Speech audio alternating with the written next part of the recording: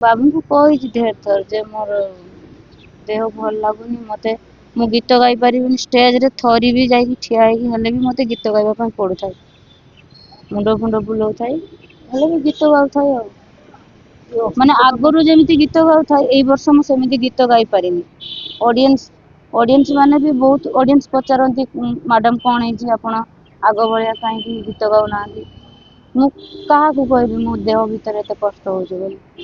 ତୁଳସୀ ପାର୍ଟିରେ ଆପଣ କାର୍ଯ୍ୟରତ ଥିଲେ, ଏବେ ଅସୁବିଧାଟି ହେଲା ପରେ ସେ ପାର୍ଟି ତରଫରୁ ଆପଣଙ୍କୁ କିଛି ହେଲ୍ପ ମିଳିଛି? ବାବୁ ଫୋନ କରିକି କହିଛନ୍ତି ଯେ ହେଲ୍ପ କରିବେ ବୋଲି। ସେ କହିଥିଲେ ଯେ ଆକାଉଣ୍ଟ ନମ୍ବର ଏକା ଦେବା ପାଇଁ। ମୋର ଆକାଉଣ୍ଟ ନମ୍ବର ଯେହେତୁ ଲିମିଟେଡ, ମାନେ ଟ୍ରାଞ୍ଜାକ୍ସନ ଲିମିଟେଡ ହେଉଛି ବୋଲି ମାନେ ଆସିପାରୁନାହିଁ। ତ ବାବୁ କହିଛନ୍ତି ଦେବେ ବୋଲି। କହିଲେ ଆମ ତିନିଟା ପାର୍ଟି ମାନେ ତୁଳସୀ ମାଲିକଙ୍କର ଯୋଉ ତିନିଟା ପାର୍ଟିରୁ କଲେକ୍ସନ କରିକି ବାବୁ କହିଛନ୍ତି ଦେବେ ବୋଲି। ତୁଳସୀ ମାଲିକ ଆପଣଙ୍କୁ ଦେଖାଇଛନ୍ତି? ଫୋନ କରି କଥାବାର୍ତ୍ତା ବୁଝିକି ଆପଣଙ୍କ ସ୍ୱାସ୍ଥ୍ୟ ବିଷୟରେ ମାଲିକ ବୁଝୁଛନ୍ତି? ଫୋନ କରିଥିଲେ କାଲି। ଆପଣଙ୍କୁ ଯଦି ଦବା ପାଇଁ କି ଆପଣଙ୍କୁ ଦବା ପାଇଁ ଚାହିଁବ, କିଛି ହେଲ୍ପ କରିବା ପାଇଁ ଚାହିଁବ, କୋଉ ମାଧ୍ୟମରେ ଦେବା? ଆପଣଙ୍କ mobile number, phone pay number ହେରିକା ଅଛି କିଛି? ହଁ, କହିଦିଅନ୍ତୁ ଟିକେ ନମ୍ବରଟି। ଫୋନ ପେ ନମ୍ବର ହଉଛି 8917276118। ଆଉ ଖାତା ନମ୍ବର ମୋର ମନେ ନାହିଁ।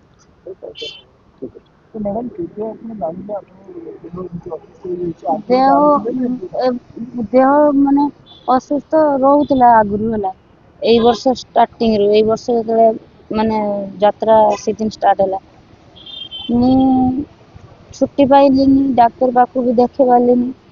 ତାପରେ ଯେତେବେଳେ ମାନେ ମତେ ଯେତେବେଳେ ଫିଲ୍ ହେଲା କି ମୁଁ ଆଉ ପାରିବିନି କାମ କରି, ସେତେବେଳେ ମୁଁ ବାବୁଙ୍କୁ କହିକି ମ୍ୟାନେଜରକୁ କହିକି ପଳେଇ ଆସିଥିଲି।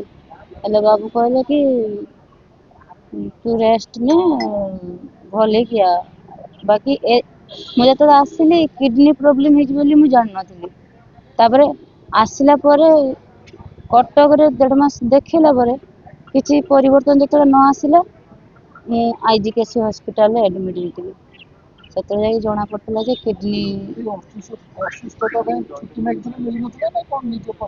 ନା ନା ଅସୁସ୍ଥତା ପାଇଁ। ମୋର ଛୁଟି ଦେଲେନି?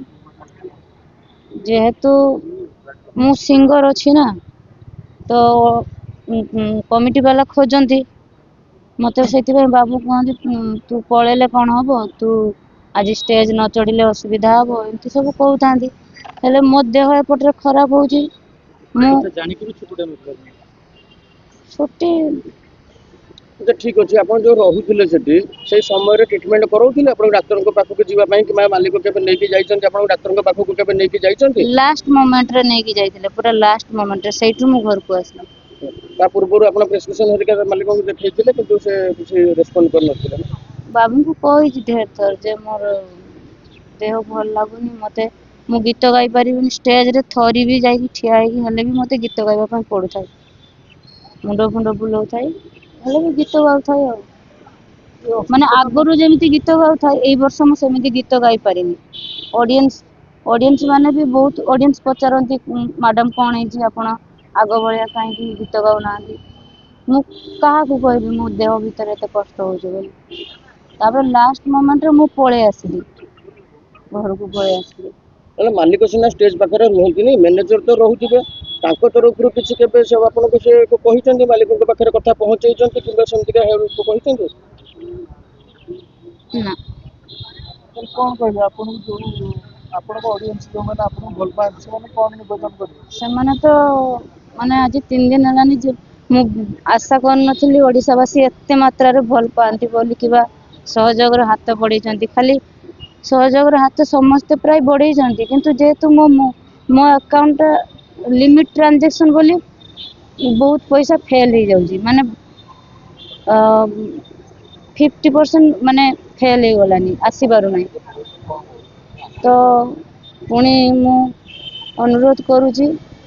କେତେ ଟଙ୍କା ଖର୍ଚ୍ଚ ହବ ବୋଲି ଡକ୍ଟର କହିଛନ୍ତି?